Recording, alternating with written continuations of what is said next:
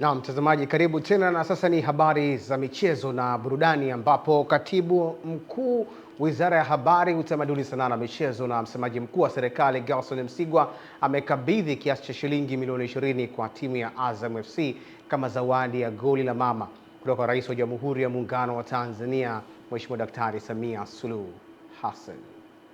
Zawadi hiyo imetolewa jijini Dar es Salaam kama pongezi kwa klabu ya Azam FC baada ya kupata magoli walipocheza na timu ya Union Maniema kutoka nchini DRC Congo na Nairobi United kutoka nchini Kenya kwenye hatua ya makundi ya kombe la shirikisho barani Afrika. Daktari Samia Suluhu Hassan ni mwanamichezo na anasema, nikiona wanangu wanacheza vizuri namna hii nafurahi kwamba uwekezaji tunaoufanya kwenye michezo una matokeo mazuri. Kwa hivyo Mheshimiwa Rais anawatakia kila la heri. Najua sasa mnapigania tena kutafuta tiketi ya kushiriki katika mashindano ya kimataifa yajayo. Mheshimiwa Rais anawaunga mkono, anawasupport sana. Anategemea mkifanikiwa kupata tiketi kwenye mashindano yajayo mtafanya vizuri zaidi. Tunamshukuru sana Mama Samia kwa kutuletea mzigo, hata kama umechelewa, najua majukumu yalikuwa mengi. Kwa hiyo tunashukuru, na sisi kama wachezaji tunamwahidi mashindano yanayokuja kimataifa inshallah tutafanya vizuri na tutafika mbali na tutawakilisha Tanzania kwa ujumla. Kutoka jijini Dar es Salaam, Juma Mohamed, Channel 10 Michezo. Ligi ya mpira wa mikono mkoa wa Dar es Salaam kwa mwaka 2026 imeendelea kutimua vumbi katika Kampala kilichopo Gongo la Mboto jijini Dar es Salaam, huku timu ya Cute ikiendelea kutawala ligi hiyo ambapo imezidi kupamba moto. Wakizungumza mara baada ya kuchezwa kwa mchezo hiyo katika viwanja vya Cute Gongo la Mboto, makocha na wachezaji wa vilabu shiriki wameeleza hali ya ushindani katika vilabu shiriki, huku wengi wakipongeza uongozi wa dereva kuandaa ligi hiyo ambayo ni kiungo muhimu katika kuimarisha timu za taifa. Makosa, lakini at least tumecheza, tumepambana, kila pande zote mbili, timu zote mbili zimecheza vizuri. Cha wapinzani wetu ni kizuri, sio mbaya, lakini waongeze bidii. Kwa kweli mchezo wale ulikuwa mzuri, lakini ulikuwa sio mzuri sana kwa upande wetu sisi, kwa sababu tulipanga vizuri sana, makosa madogo madogo tu yalitokea, basi tunacheza nao ni Serie A, sisi ni Serie B. Kwa hiyo upande wetu sisi tumejitahidi.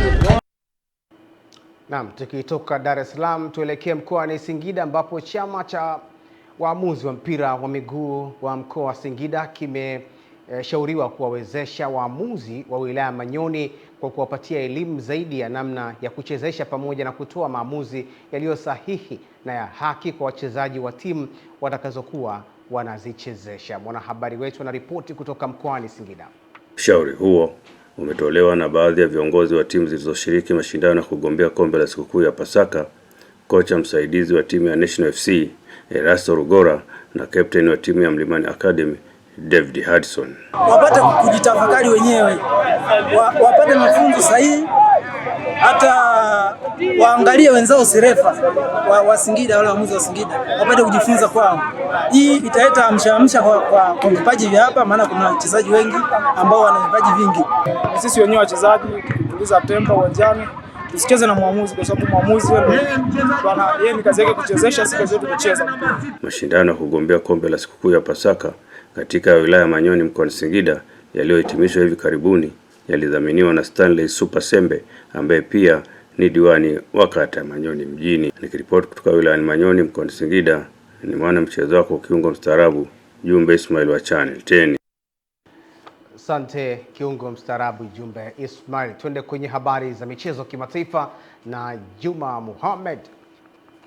Kocha Marie-Louise Eta amekuwa mwanamke wa kwanza kuteuliwa kusimamia timu ya wanaume katika mojawapo ya ligi 5 kubwa duniani mara baada ya kuteuliwa kuwa kocha mkuu wa muda wa klabu ya Union Berlin inayoshiriki ligi kuu ya nchini Ujerumani maarufu kama Bundesliga. Kuteuliwa kwake hadi mwisho wa msimu kunafuatia kutimuliwa kazi kwa kocha Stefan Bergmann ambaye timu yake ilishuhudia ikipoteza kwa magoli 3-1 na FC Heidenheim hapo jana katika mwendelezo wa ligi kuu ya nchini Ujerumani. Union Berlin ambao wanashika nafasi ya 11 kwenye Bundesliga yenye timu 18 huku wakiwa na pointi 11 juu ya eneo la kushuka daraja moja kwa moja zikiwa zimesalia mechi 5 Berlin wakiwa wameshinda mechi 2 pekee katika mechi 14 za ligi kuu kwa mwaka 2026. Eta mwenye umri wa miaka 34 kwa sasa si mgeni katika kufundisha soka la wanaume, kwani hapo awali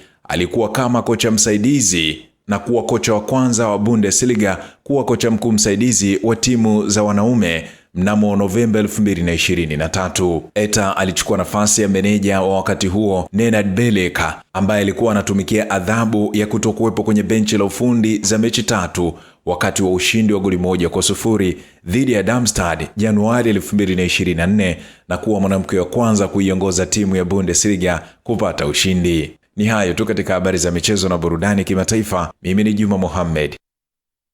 Asante Juma Mohamed kwa taarifa za habari za michezo kimataifa. Na mtazamaji, kufikia hapo ndio tamati ya taarifa yetu ya habari kutoka hapa Channel 10+. Shukrani za dhati kwa mwandaji wa taarifa yetu ya habari Lulu Ali popote pale alipo. Mimi ni Nelson Munema, utabiri wa hali ya hewa unafuata. Bye bye.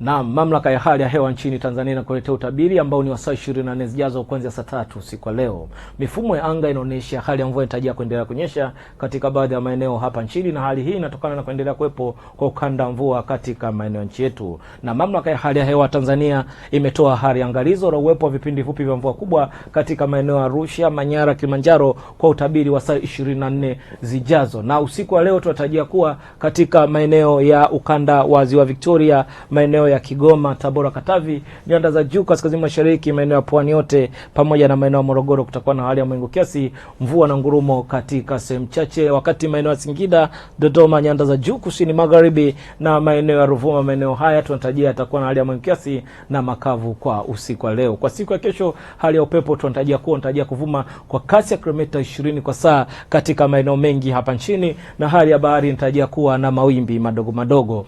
Katika hali ya mvua kwa siku ya kesho tunatarajia kuwa hali ya mvua inatarajia kunyesha katika maeneo mengi, lakini pia kwa mchanganuo tunaona katika maeneo ya Kigoma, Tabora, Katavi, Kagera, Geita, Mwanza, Shinyanga, Simiyu, Mara na yale maeneo ya nyanda za juu kusini magharibi, hususan katika maeneo ya Rukwa, Songwe, Mbeya, Iringa pamoja na Njombe na maeneo ya Ruvuma kutakuwa na hali ya mawingu kiasi, mvua na ngurumo katika sehemu chache na vipindi virefu vya jua. Wakati maeneo ya Morogoro, maeneo ya Tanga, visiwa vya Unguja na Pemba, jiji la Dar es Salaam kwa pwani na maeneo ya Lindi pamoja na yale maeneo ya Mtwara, alikadhalika katika maeneo ya Arusha, Manyara, Kilimanjaro, maeneo haya kutakuwa na hali ya mawingu kiasi, mvua na ngurumo katika sehemu chache na vipindi vya jua. Wakati huo huo katika maeneo ya Singida, Dodoma kutakuwa na hali ya mvua na vipindi virefu vya jua. Tumefika mwisho wa utabiri wa hali ya hewa kwa siku ya leo. Matarajio kwa siku ya kesho kutwa, tunatarajia hali ya mvua inatarajia kupungua kwa kiasi kidogo katika maeneo machache. Kutoka mamlaka ya hali ya hewa nchini Tanzania, jina langu